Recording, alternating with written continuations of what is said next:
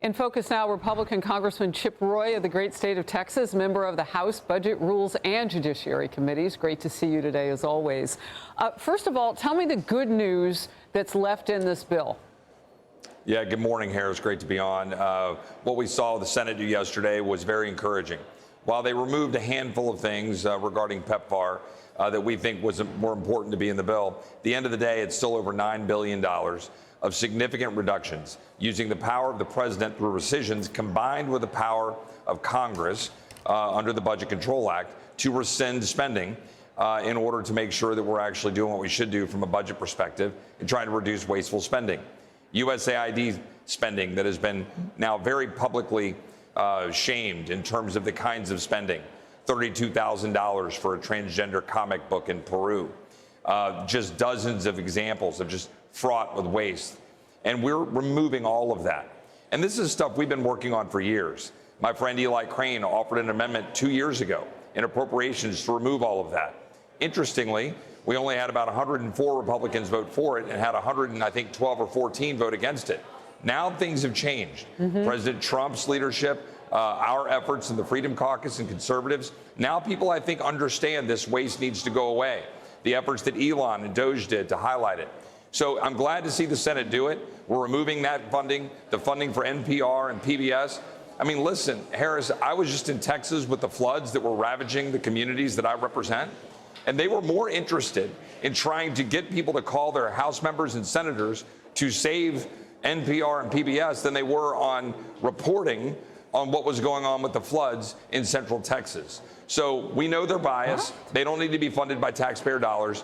Now we can save money and actually do what the American people sent us here to do. So hopefully we'll get that passed in the next 48 hours. That is a really heart-scratching example that you gave. Yep. I mean, that's hard to take. Look, I was just catching this because you mentioned PEPFAR, and I know that Senator Thune and maybe others had talked about exempting HIV and AIDS funding from the planned spending cuts. I think you were able to do that, correct? Yeah, I mean, well, first of all, the legislation that we passed out of the House still preserved most of PEPFAR, but it was going after some of the more political components of it. I haven't seen specifically what the Senate left and took out, but at the end of the day, they cleaned up a little bit of that and they did what they did. We've got a $9 billion bill that's going to do what it needs to do on many issues. Yeah, and you set a precedent here. Yep. I mean, Doge is, for now, here to stay. So we move forward. Well, look, you were talking about kind of what's been going on in your state, and we continue to pray for Kerr and Kerrville and Kerr County and the people there. But there's also the issue of the border. And while it has quieted down in terms of people coming over, our ICE agents are being hunted now, and this is very real. One way they are being attacked, their photographs, their names, even their home addresses have been posted on websites for everybody to see, especially for those people who'd like harm to come to them. Bad actors are identifying some agents using reverse image searches, leaving them and their families completely vulnerable. ICE agents, well, they're worried about this. Watch this. There are officers who have families, and they are well known in their communities, and they operate in a way to whereas many people don't let their families, don't let other family members know, don't let their community know that they work for ICE. There is a sense of danger. I'm very proud to say that I work for ICE, and to have to take off my polo or, hide behind so that way my family is not put in danger or my colleagues are not put in danger.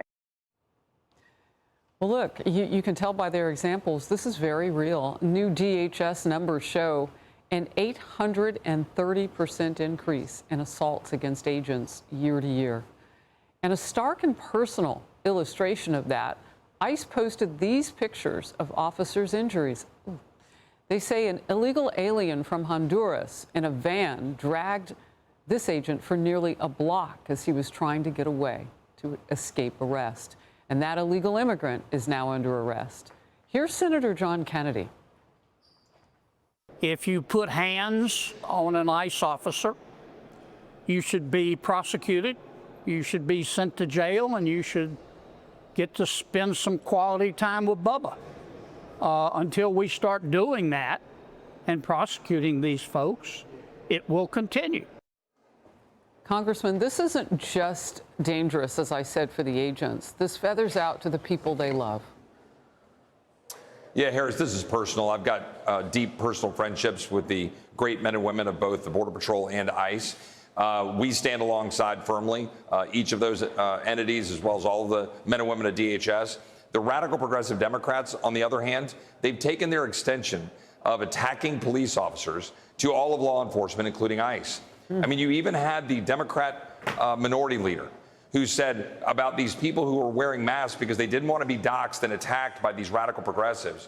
He said, we're going to unmask all of them. We're going to go after them. Well, where is his vitriol to the gang members that are killing Americans or the people moving fentanyl into our communities? And while the president has secured the border, we're still dealing with millions of people who were not supposed to be here. Hundreds of thousands of dangerous criminals, people from gangs, people associated with Tren de Agua who are endangering the American people. People like Jocelyn Nungray, who lost her life in Houston. And I love her mom and her family. And we honored Jocelyn just this week on the floor of the House. But look, we've got to do our job to stand alongside ICE while the Democrats are attacking them. They need to know that we back them. And 800% of attacks on them, the rioting in Los Angeles, because Democratic leaders are saying that we should ignore the rule of law and endanger the American people, it's completely unacceptable. And I'm proud of President Trump, proud of Tom Homan, proud of Secretary Noem, Stephen Miller, my friends in the administration, for doing the job to clean up the mess of the Biden administration and to have a rational, common sense approach to how we handle this. The rule of law must govern. Congressman, I just have a few more seconds with you. Does this have the potential to change our country if we don't get a handle on this? Absolutely, because if you undermine the rule of law, that's why people want to come here. All of the law-abiding immigrants who want to achieve the American dream, they come here because we respect the rule of law, not undermine it. These ICE agents are doing their job. We've got to make sure that we restore the rule of law in our country. The administration is doing it. We stand with ICE. Radical progressive Democrats stand with gangs and criminals. The American people know who's doing the right thing. Congressman, always great to have you in focus. Thank you. Hey, Sean Hannity here. Hey, click here to subscribe to Fox News YouTube page and catch our hottest interviews and most compelling analysis. You will not get it anywhere else.